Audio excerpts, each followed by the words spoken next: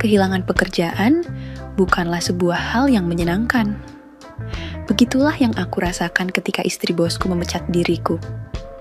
Maka perasaan itu masih terbawa ketika aku harus mengikuti saran Big Narsih untuk kembali ke rumah bosku. Tadinya, aku ingin membatalkan niatku menemui Bu Mita, istri bosku. Sebab kupikir aku sudah dipecat olehnya, dan aku pun sudah menerima gaji terakhirku. Lagi pula, saat diriku dipecat oleh istri bosku, aku merasa harga diriku seperti direndahkan olehnya. Aku dipecat tanpa ada alasan kesalahan yang telah aku lakukan. Namun, Big Narsih dengan gigih terus memberi semangat padaku. Dia meminta aku untuk sedikit saja menurunkan rasa egoku. Kata Big Narsih, "Kamu itu masih muda, Wan. Dan ingat, kamu itu bukan berasal dari keluarga kaya raya yang tanpa bekerja pun kamu bisa hidup bermewah-mewahan. Kamu jangan egois hanya memikirkan harga dirimu. Ingat di kampung masih ada ibu dan adik-adikmu yang membutuhkan kamu. Kalau kamu nggak kembali bekerja hanya karena gengsi untuk menemui Bu Mita, bagaimana kamu bisa mengirimkan uang untuk kebutuhan ibu dan adik-adikmu, Wan?" Tandas Big Narsih. Aku tak menjawab nasihat Big Narsih, hanya berbaring di kasurku sambil menatap dia yang masih sibuk mengenakan hijab di depan cermin dinding kamar kontrakanku. Pagi itu, Big Narsih kembali mengenakan bajunya yang kemarin. Maklum, saat datang ke rumah kontrakanku, dia sama sekali tak membawa pakaian ganti. Masih jam 8 pagi, namun Big Narsih sudah rapi. Katanya, hari ini aku harus mengantarkannya pulang ke rumah bosku. Sekalian aku menemui istri bosku. Aku harus menjelaskan duduk perkara sebenarnya kepada Bu Mita sebagai syarat agar aku bisa diterima kembali bekerja di sana. Big Narsih masih terus berbicara sambil bercermin memasang hijabnya. Rambutnya masih terlihat basah sehabis keramas. Wangi sampo terbawa tiupan kipas angin ke arahku. "Bibik ngomong gini, bukan untuk siapa-siapa, Wan, tapi untuk kebaikan diri kamu sendiri. Sayang loh, kalau kamu berhenti bekerja pada Pak Heru dan Bu Mita. Zaman sekarang susah cari pekerjaan, apalagi di tempat bos kamu, gajinya kan lumayan, Wan," ujar Big Narsih. Aku masih tak menjawabnya, hanya menopang kepalaku dengan dua tangan sambil memperhatikan ocehannya. Big Narsih kelihatan kesal karena pembicaraannya seperti aku abaikan begitu saja. Dengan wajah cemberut, dia menoleh ke arahku lalu melangkah mendekatiku. "Kamu itu diajak bicara Bibik malah dicuekin. Kamu emang nyebelin deh, Wan. Udah bangun dan mandi dulu sana. Pokoknya hari ini kamu harus antar Bibik ke rumah Bu Mita," katanya.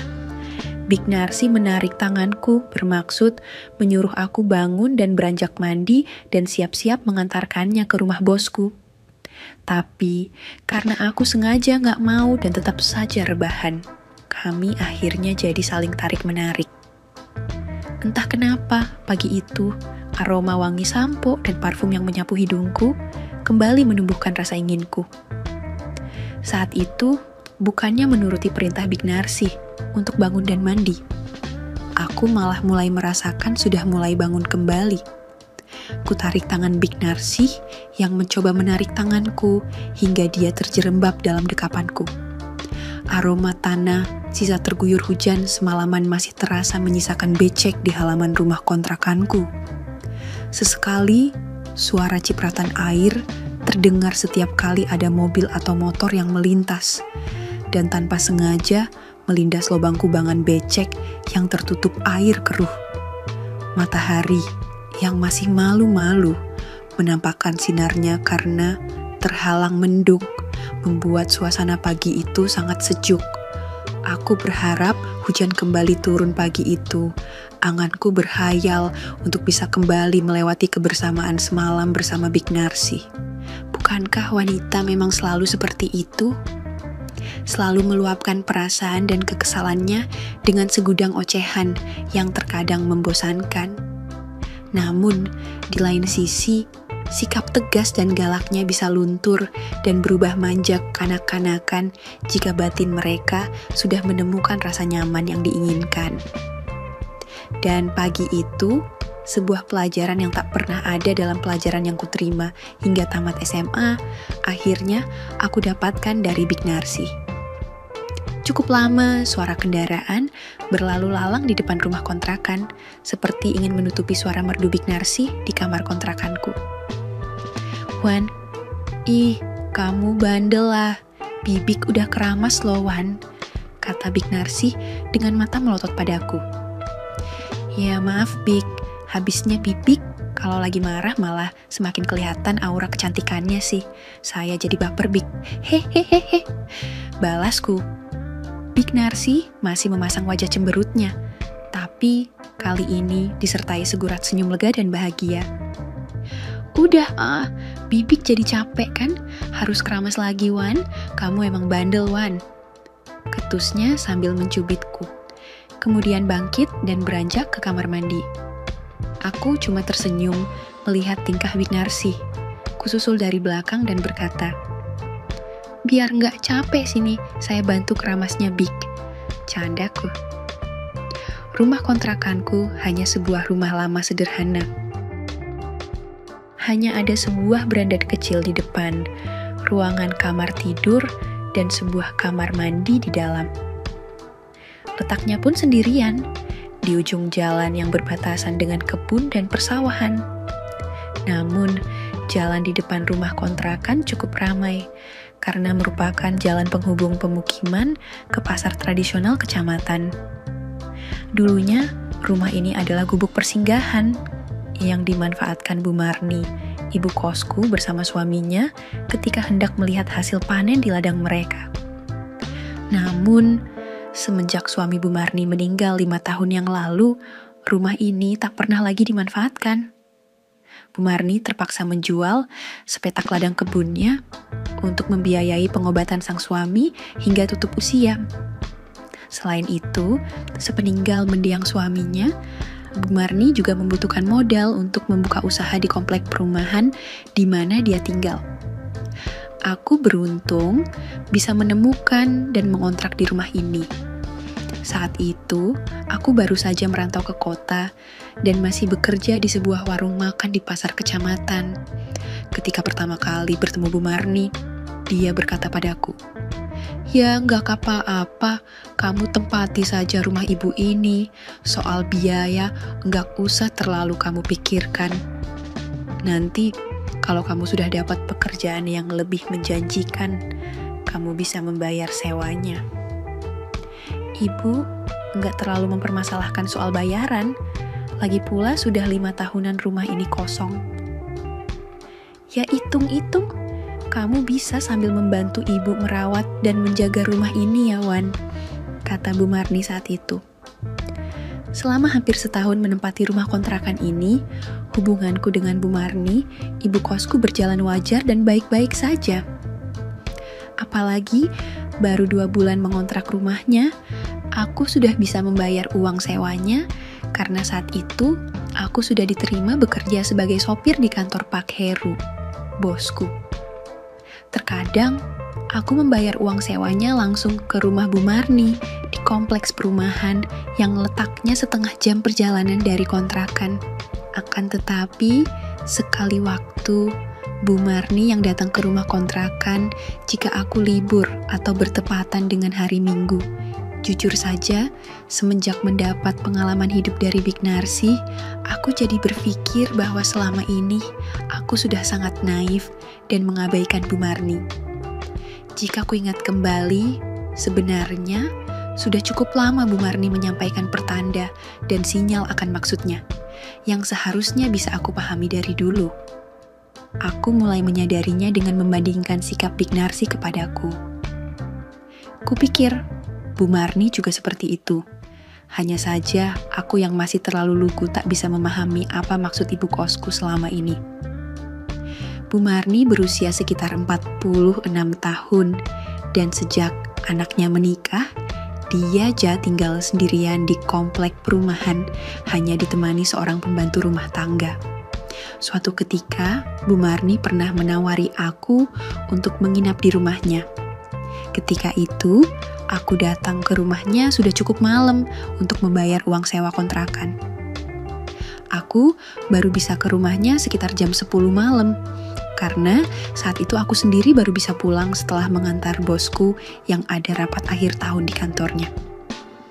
Pas aku datang, Bu Marni sudah menyiapkan aku hidangan makan malam. Dia pun sengaja nggak makan karena ingin makan malam bareng denganku. Penampilan Bu Marni saat itu memang berbeda dari biasanya. Dia kelihatan berdandan cantik sekali seperti hendak bepergian. Kalau kamu mau, malam ini kamu menginap saja di sini, Wan. Lagian sudah malam, besok kamu berangkat kerja dari sini saja, kata Bu Marni malam itu sambil melemparkan tatapan yang mengandung umpan kepadaku. Namun, tawaran itu kutolak dengan alasan belum terlalu larut malam dan aku biasa pulang malam dengan sepeda motor bututku. Lagi pula, mana ada begal yang mau merampas motor butut yang pemiliknya pun gak punya uang. Jika hitung, sudah lumayan banyak kejadian di mana Bu Marni menawarkan menginap di rumahnya. Bahkan sekali waktu Bu Marni pernah main ke kontrakan aku sampai larut malam. Saat itu, Bu Marni sepertinya ingin menginap di rumah kontrakanku, tapi tetap saja aku antarkan dia pulang walau sudah larut malam. Semua ingatanku tentang sikap dan tingkah laku Bu Marni terhadapku jadi terlintas kembali begitu saja di saat aku berbagi canda dan kebahagiaan pagi itu bersama Big Narsih. Kuingat juga pagi itu, Bu Marni sempat datang karena berpikir aku akan pulang kampung. Namun, dia kembali pulang setelah mengira Big Narsih adalah adik ibuku yang datang dari kampung halaman. Dalam hati aku berkata, betapa naifnya diriku yang tak bisa menangkap sinyal dan pertanda isyarat yang selama ini ingin diungkapkan oleh Bu Marni. Bukankah ada juga wanita yang tak bisa secara gamblang menyampaikan keinginan dan isi hatinya kepada lelaki? Bukankah tidak semua wanita punya karakter dan jiwa yang terbuka dan apa adanya seperti Big Narsih? Sekitar jam 10 pagi setelah rapi kembali, aku dan Big Narsih bersiap untuk pergi. Rencananya, aku akan mengantarkannya pulang ke rumah bosku, sekalian aku menemui istri bosku.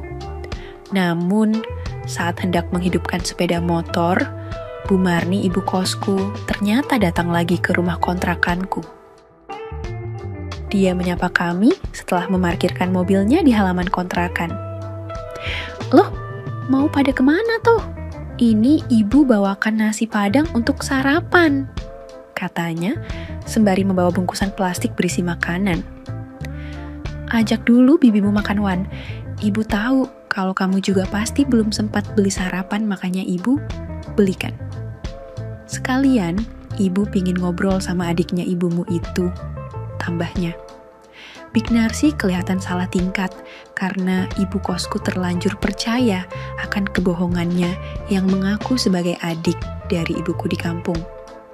Pagi itu, kami pun batal pergi dan kembali masuk untuk menghargai kebaikan Bu Marni, ibu kosku. Ketika sarapan nasi padang bersama Bu Marni dan Big Narsih di rumah kontrakanku, kami warnai dengan obrolan pagi yang cukup akrab. Tapi ada kecanggungan yang kulihat dari sikap Big Narsih yang harus tetap berpura-pura menjadi adik dari ibuku selama berbicara dengan Bu Marni. Apalagi beberapa kali Bu Marni, ibu kosku, menanyakan banyak hal tentang kondisi di kampungku.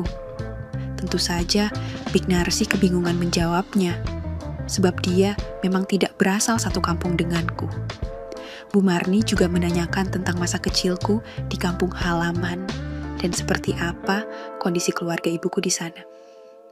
Big Narsih seketika terdiam ketika Bu Marni bertanya, "Oh ya, Jong, sebenarnya si Wawan ini sudah ada yang memiliki belum sih di kampung halamannya?"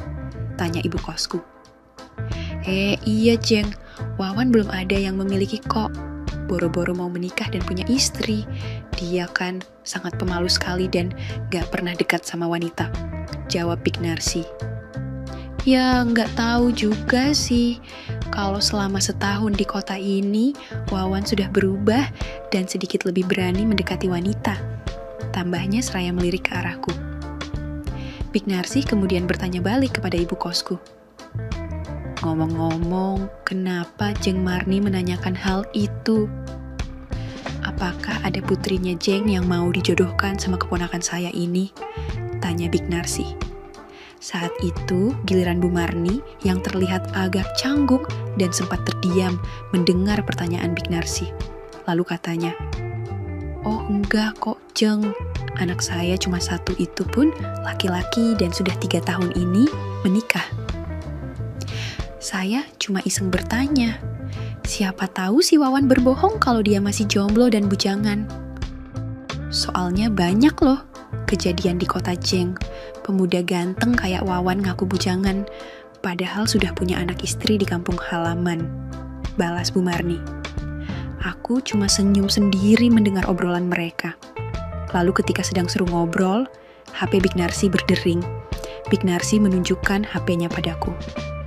Ternyata itu panggilan telepon dari Bumita, istri bosku. Big Narsi terpaksa berbohong pada Bu Marni saat hendak menerima panggilan telepon. "Maaf ya Jeng, ini saya ditelepon sama suami di kampung, mungkin mau menanyakan saya sudah sampai belum di tempatnya keponakan saya. Saya permisi keluar dulu Jeng untuk menerima telepon suami. Jeng Marni, lanjutin ngobrol sama Wawan dulu ya," kata Big Narsi yang langsung keluar untuk menerima telepon dari Bu Mita. Saat Big Narsi keluar, aku pun membereskan sisa sarapan kami dan membawanya ke belakang supaya ruang kamarku nyaman untuk dipakai, melanjutkan obrolan dengan Bu Marni, ibu kosku. Akan tetapi, saat itu Bu Marni malah ikut repot membantuku dan menyusulku ke belakang. Di belakang rumah kontrakan memang kumanfaatkan sebagai dapur sederhana dan juga tempat jemuran pakaian. Ketika itu, Bu Marni berdiri di belakangku, sehingga saat aku berbalik badan, kami jadi berdiri sangat dekat dan saling berhadapan. Kami sama-sama kaget, karena saat itu tanpa sengaja aku menyenggolnya. Bu Marni yang hanya setinggi bahuku, kemudian mendongak sambil melempar senyum malu-malu kepadaku, yang juga jadi sangat malu karena sempat menyenggol yang kusenggol barusan. "Maaf Bu, saya nggak sengaja, karena saya nggak tahu kalau ibu ikut ke belakang sama saya," kataku mencoba menjelaskan, karena takutnya aku dikira nggak sopan pada ibu kosku. "Ih, kamu ngagetin ibu saja Wan, balik badan kok ngedadak gitu, tapi ya udah nggak apa-apa, namanya juga rumahnya sempit, dan kamu juga nggak sengaja kan," kata Bu Marni. Kulihat jelas wajah Bu Marni berubah merah merona saat itu. Gesturnya juga seperti memancing perhatianku, karena dia malah menutupin yang sempat aku senggol itu dengan tangannya. Sejenak kami saling bertatapan tanpa ada pembicaraan. Hal itu membuat jantungku jadi berdebar, berada sedemikian dekat dengannya. Pikiranku seketika mengingat rangkaian peristiwa yang kualami dengan Big Narsi semalam dan pagi tadi. Jiwa mudaku seperti bergejolak di saat tatapan mata Bu Marni seolah ingin menembus desir jantungku yang mulai berdetak tak menentu. Tahi lalat di atas bibirnya membuat wajah Bu Marni yang keibuan semakin anggun bila mengulas senyuman. Aku semakin tak menentu rasanya ketika tiba-tiba Bu Marni meraih tanganku dan menggenggamnya. Namun seketika juga aku jadi kaget bukan main saat Bu Marni berbisik pelan kepadaku. "Wan, ibu tahu kalau kamu sedang berbohong sama ibu. Wanita itu bukan adik dari ibumu di kampung kan?" "Kamu bohong Wan," ujarnya lirih dengan sorot mata penuh selidik, seolah berharap kejujuran dariku. Seketika pikiranku seperti dipenuhi kebingungan yang sangat rumit saat itu. Aku bagai berada dalam kerumitan yang aku sendiri tak tahu jalan keluarnya. Bu Marni ternyata tipe wanita yang sangat detil dan sangat teliti. Selama berbincang dengan Big Narsi, diam-diam, Bu Marni merasakan ada yang mencurigakan pada kami. Aku hanya tertegun dan merasa jengah dengan tatapan mata Bu Marni saat itu. Kamu gak mungkin berbohong lagi, Wan. Mana ada seorang bibik yang mengunjungi keponakannya di kota tanpa membawa tas pakaian, kata Bu Marni. Lagi pula, kalau benar dia itu adik dari ibumu, kenapa dia sampai tidak tahu nama asli ibumu, Wan? Ibu juga bisa merasakan gelagatnya Wan. Cara dia melihat dan melirik kepada kamu bukan sebuah lirikan wajar dari seorang bibik kepada keponakannya. Bagaimanapun, ibu juga seorang wanita Wan. Ibu bisa memahami mana sorot mata yang wajar dan mana tatapan mata yang mengandung keinginan dari seorang wanita, kata Bu Marni. Kurasa saat itu aku tak mungkin lagi berbohong dan menutupi apa yang sebenarnya dari Bu Marni. Detak jantungku yang tadinya penuh nuansa romantis seketika berubah menjadi debaran penuh kegelisahan dan kekhawatiran. Terlintas dalam benakku bahwa hari itu aku hanyalah seorang pemuda pengangguran yang baru saja dipecat oleh istri bosku. Aku hanya pemuda pengangguran dengan uang 5 juta sebagai gaji terakhirku. Tentu saja, aku harus bertahan dengan uang itu sampai aku bisa mendapatkan pekerjaan yang baru atau kembali diterima bekerja pada bosku. Bagaimana kalau karena kebohonganku ini, Bu Marni kemudian mengusirku dan tidak sudi lagi menerimaku menyewa rumah kontrakannya? Sejuta pikiran bergeluyut di kepalaku, aku sangat bingung bagaimana menjelaskan semuanya pada Bu Marni. Namun, di saat aku sudah benar-benar seperti terjebak di jalan buntu, Bu Marni semakin erat menggenggam tanganku. Wanita dengan perawakan yang masih sangat ideal, itu seketika mendekatkan wajahnya padaku. Jiwaku kembali meronta dan membayangkan sesuatu yang akan kualami. Namun dugaanku salah. Dia hanya mendekatkan wajahnya sambil berbisik padaku. Ibu tahu, Wan, kamu harus menyelesaikan masalahmu. Sekarang selesaikan dulu masalahmu. Ibu akan menunggumu nanti malam di rumahku. Kamu harus menjelaskan semua kebohonganmu, tegasnya. Bu Marni kemudian menghempaskan tanganku, lalu melangkah ke depan, tanpa memberi aku kesempatan untuk menjawab dan menjelaskan apapun saat itu. Di beranda depan, Big Narsi baru saja selesai menerima telepon.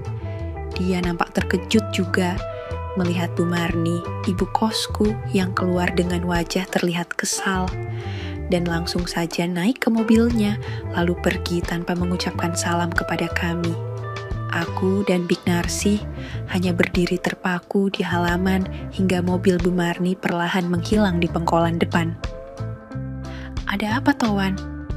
Kok ibu kos kamu tiba-tiba pulang dan sepertinya sangat kesal padamu? Tanya Big Narsi. Ku jawab, ibu kos saya sudah mengetahui kalau Bibik bukan adiknya ibu saya, Bik.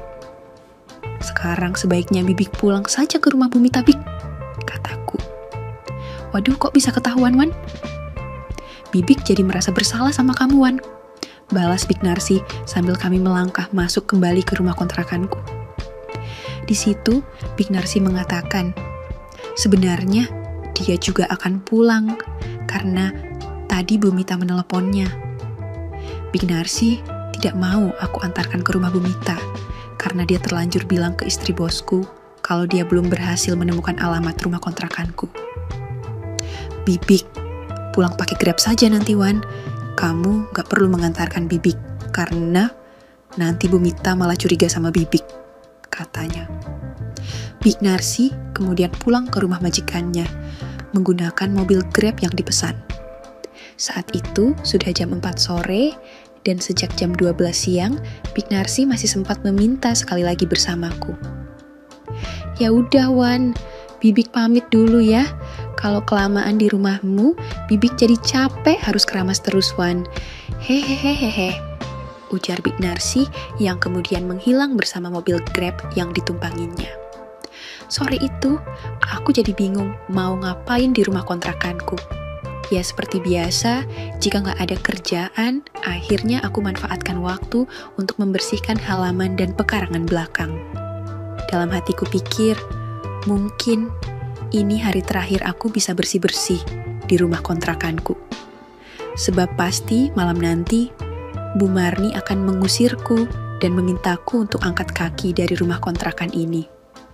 Malamnya, seperti yang diminta oleh Bu Marni, aku pun datang ke rumahnya di kompleks perumahan yang jaraknya sekitar setengah jam perjalanan dari rumah kontrakanku. Aku sampai di rumah Bu Marni jam 8 lebih sedikit, dan saat itu Bu Marni sendiri yang membukakan pintu, bukan pembantu rumah tangganya. "Masuk, Wan. Ibu sudah menunggumu dari tadi, kenapa baru muncul?" kata Bu Marni dengan wajah cemberut mempersilahkan aku masuk ke rumahnya. "Maaf Bu, saya baru saja membersihkan rumah dan menyiapkan pakaian saya, agar saat saya pergi rumah kontrakan, Ibu sudah rapi dan tidak berantakan," kataku setelah aku duduk di kursi ruang tamu. Malam itu, Bu Marni diam saja mendengarkan aku bicara seperti itu. Dia hanya mengulas senyuman yang aku tidak bisa memahami maknanya.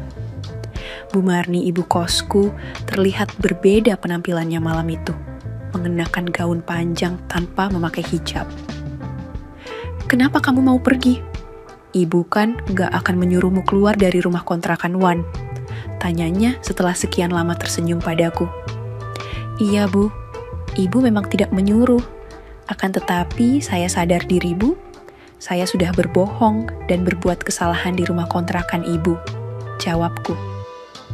Saat itu, kubuang pandanganku ke bawah melihat kaki-kaki meja dan keramik lantai di ruang tamu. Aku sama sekali tak kuasa jika harus beradu pandang dengan Bu Marni.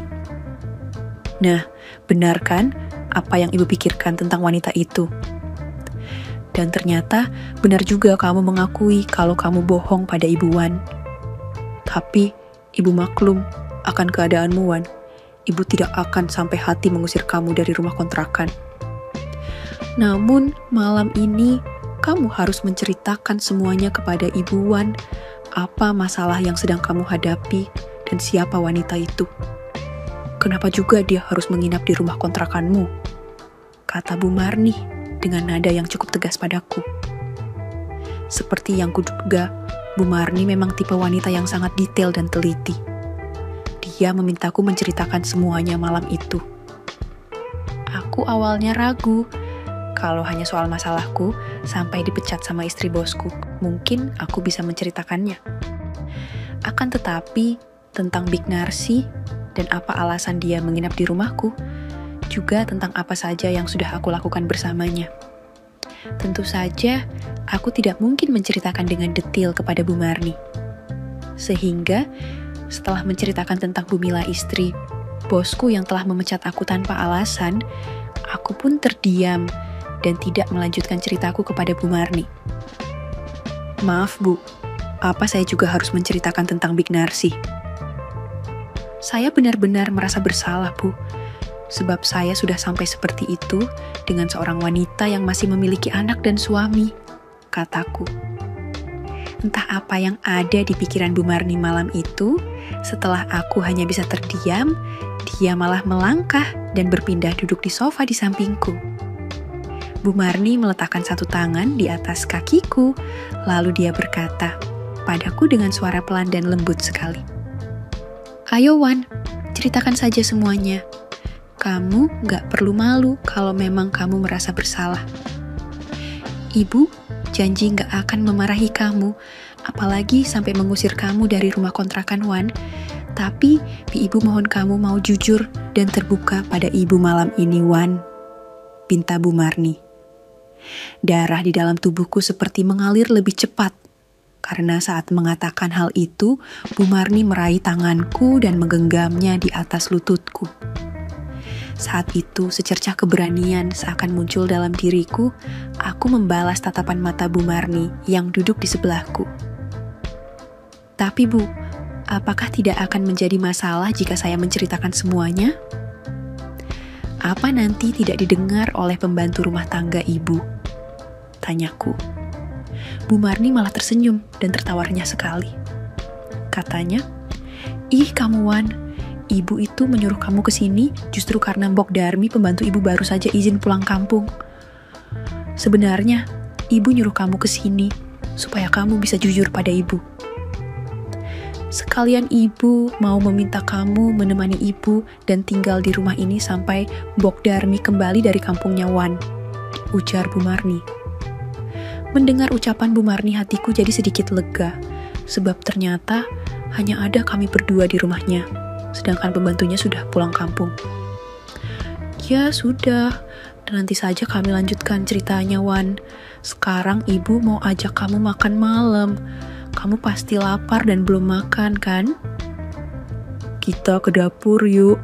Ibu sudah menyiapkan menu yang sangat istimewa untuk kamu malam ini, Wan," ujar Bu Marni sambil bangkit dari duduknya dan menuntun tanganku mengikuti langkahnya ke dapur.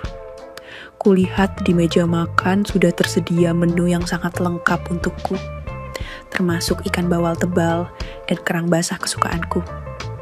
Selain itu, Bu Marni juga sudah menyediakan hidangan penutup.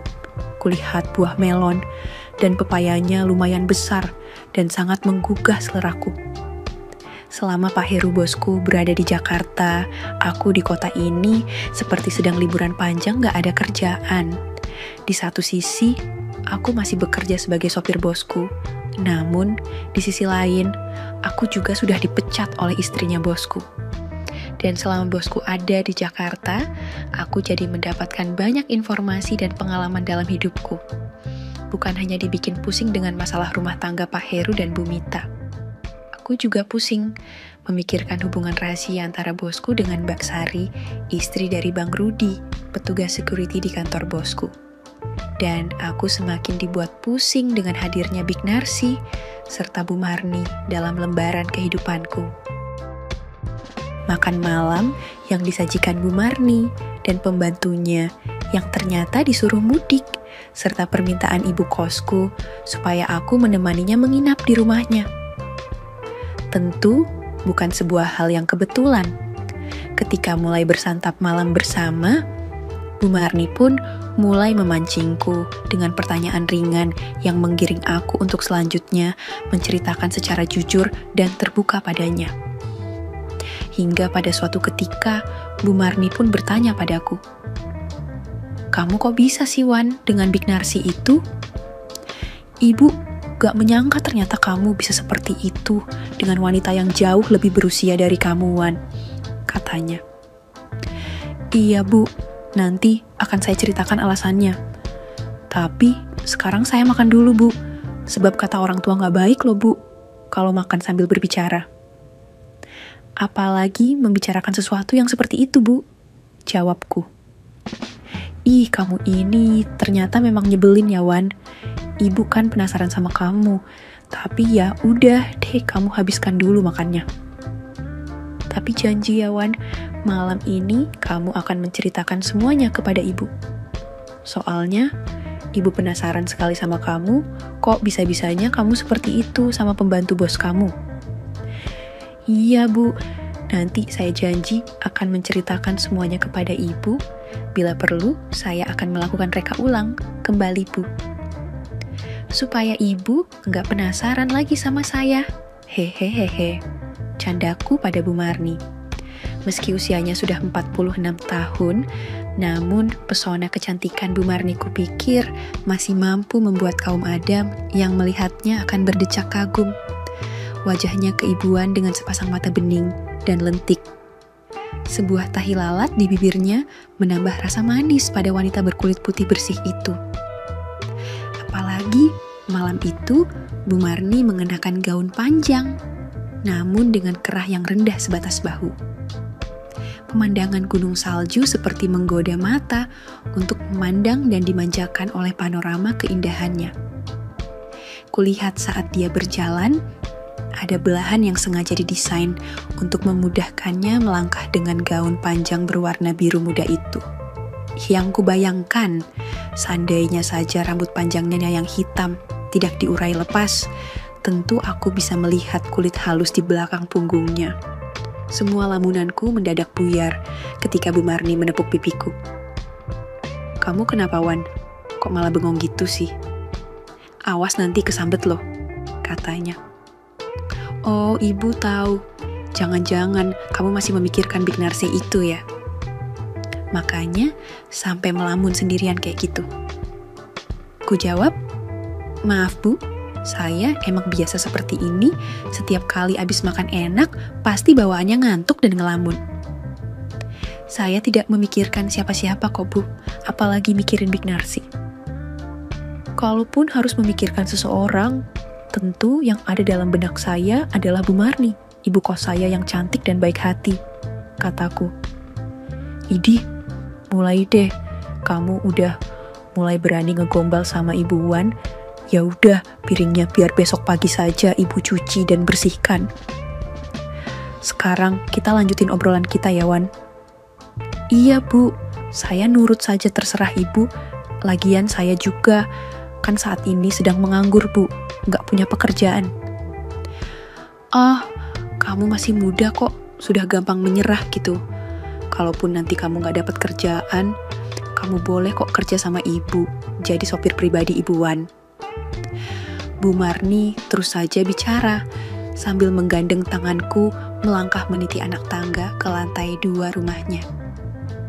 Aku seperti pemuda kampungan yang baru merasakan masuk di kamar yang cukup mewah bagiku. Bukan hanya luas dan sangat rapi dengan pendingin udara yang sangat sejuk. Kamar Bu Marni juga sangat lengkap dengan lemari dan meja rias mahal. Dan tentu saja sebuah ranjang yang kelihatannya sangat empuk dan bisa membuat tidur nyenyak dengan mimpi yang indah. "Bu, kenapa Ibu membawa saya kemari? Lebih baik saya tidur di kamar pembantu saja Bu, atau di sofa depan televisi," kataku. Bu Marni gak menjawabku, sepertinya dia sangat paham dengan apa yang sedang kupikirkan saat itu. "Santai saja Wan, lagian lebih nyaman kalau kita berbicara di sini kan, daripada di luar banyak nyamuk." "Sebentar ya Wan, Ibu tutup dulu pintunya, takutnya nyamuknya pada nakal dan ikut masuk," bisik Bu Marni. Setelah hampir setahun mengontrak rumahnya dan mengenalnya, baru malam itu aku akhirnya benar-benar mengenal Bu Marni. Kurasa baru malam itu juga Bu Marni benar-benar mengenal diriku, karena semuanya aku ceritakan tanpa ada yang kututupi. Bu Marni duduk di sampingku. Secara perlahan satu persatu cerita hidupnya dibuka di hadapanku. "Kamu tahu kan Wan, Ibu sudah 5 tahun hidup sendiri. Setelah suami Ibu meninggal dunia, Ibu gak punya teman ngobrol dan lawan bicara lagi di rumah ini Wan. Dulu, kehangatan ranjang ini selalu menciptakan cerita yang indah untuk Ibu bersama mendiang suamiku Wan. Namun, kini hanyalah sebuah pembaringan sunyi yang hanya bisa membuat nyenyak tidur raga ini, namun tetap saja tak mampu menepis gelisah di batin Ibu," kata Bu Marni. Malam itu, aku jadi mengerti satu hal lagi tentang wanita yang terkadang batinnya bisa menjaga kasih sayang dan kesetiaannya pada orang yang disayangi, walaupun sudah terpisahkan oleh ajal dan maut. Namun, raga mereka tetap saja tak mampu bertahan menerima kenyataan untuk harus merana sendirian. Malam itu, aku seperti terbuai dengan semua cerita Bu Marni akan masa lalunya. Hingga tepat jam 12 malam, Bu Marni pun berkata padaku, "Kalau saja dari dulu Ibu tahu kamu ini bisa seperti itu dengan wanita yang lebih berusia dariku, pasti Ibu gak akan sungkan dan canggung bila ingin membicarakan hal ini sama kamu Wan," bisiknya. "Tapi Bu, saya hanya bisa mendengarkan cerita Ibu tanpa bisa memberikan solusi Bu. Sebab saya sendiri sama sekali belum pernah menikah dan membina rumah tangga. Jadi, saya nggak bisa memahami apa yang Ibu rasakan," balasku.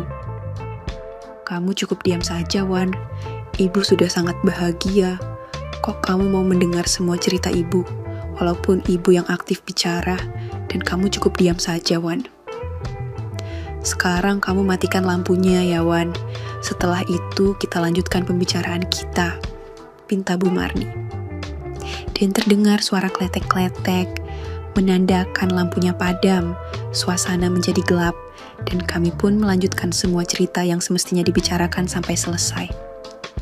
Selama Mbok Darmi pembantunya pulang kampung, selama itu pula aku menemani Bu Marni, ibu kosku, di rumahnya yang lumayan besar. Sambil aku menunggu bosku yang belum juga pulang dari Jakarta dan menunggu kapan istri bosku akan memanggilku untuk kembali bekerja pada bosku. Tapi selama itu juga aku tetap saja masih penasaran dengan cerita rahasia antara bosku dengan Mbak Sari, istri Bang Rudi, anak buah bosku itu. Aku akan menceritakan kembali setelah bosku pulang dari Jakarta ya kawan. Itu pun jika memang banyak yang masih penasaran seperti diriku. Terima kasih sudah mendengar kisahku. Semoga bisa diambil hikmahnya dan semoga kalian terhibur. Sampai jumpa lagi kapan-kapan. Oke, segitu dulu untuk kali ini dan semoga kalian, bosku semua, terhibur hari ini ya. Sekali lagi, tidak pernah lupa, Mimin ingin mengingatkan bahwa tidak ada maksud untuk merusak moral. Tapi, di sini kami selaku admin channel Mayem hanya berbagi pengalaman dari viewer saja yang tentu saja tidak untuk ditiru. Terima kasih sudah mau mendengarkan kisah nyata ini. Ambil baiknya dan buang buruknya dari cerita kisah ini. Semoga hal seperti ini tidak terjadi kepada kita semua, bosku.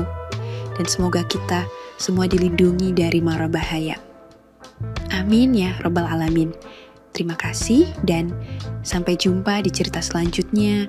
Jangan lupa like, komen, share, dan subscribe. Oh iya, kira-kira kalian semua bosku yang terhormat kepengen kisah-kisah yang seperti apa lagi nih? Tolong berikan komentar-komentar kalian di video ini ya.